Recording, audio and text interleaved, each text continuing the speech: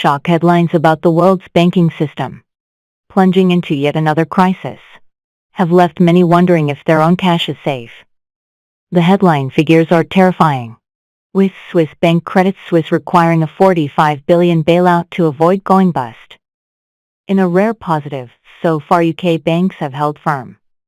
I've slammed the Bank of England in the past, but it has worked hard to boost the strength of UK banks such as Barclays, Lloyds and NatWest. It may even have succeeded. We'll find out soon enough. This doesn't mean our banks are completely out of the woods.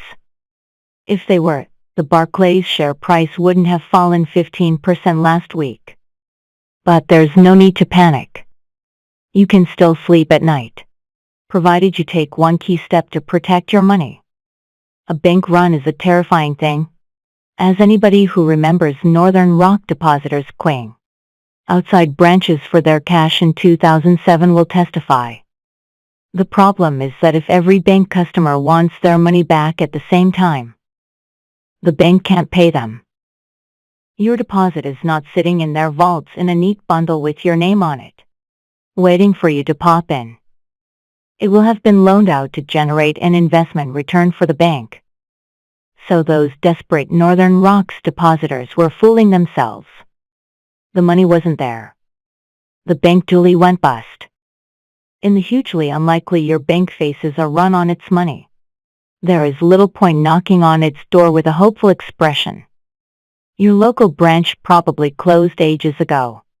And even if it's open, by the time you turn up there'll be a mob outside. The doors will be bolted, and the manager will be under police protection. When it comes to the crunch, it's down to the government to save the day.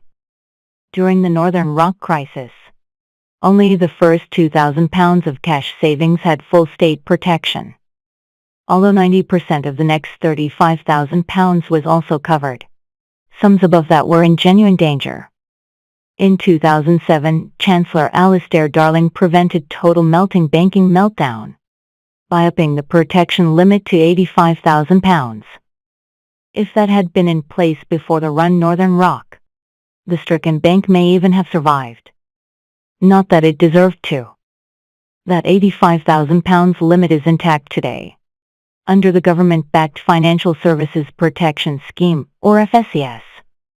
As its website comfortingly states, if the financial firm you've used has gone out of business and can't pay your claim, we can step in to pay compensation. Which is great, unless you have more than £85,000 in savings. Plus there's also a catch that you need to know about. The average UK saver has £17,365 in the bank, so the FSCS limit is more than enough for most of us. But it's worth noting that its protection is shrinking by the year. That £85,000 limit has not increased in 16 years. If it had risen with consumer price inflation, it would now be £131,414. Effectively, we're getting £46,414 less protection than we were. The good news is that this £85,000 limit applies per bank account and doubles to £170,000 for accounts in joint names. If you have larger sums in savings, you can protect them all by spreading them across different institutions. Now here's the catch. Some of the bigger banks have a number of different brand names under the same license. That leaves savers vulnerable because the £85,000 limit only applies per banking license. For example, Halifax and Bank of Scotland are both owned by Lloyds Banking Group, under the same banking license.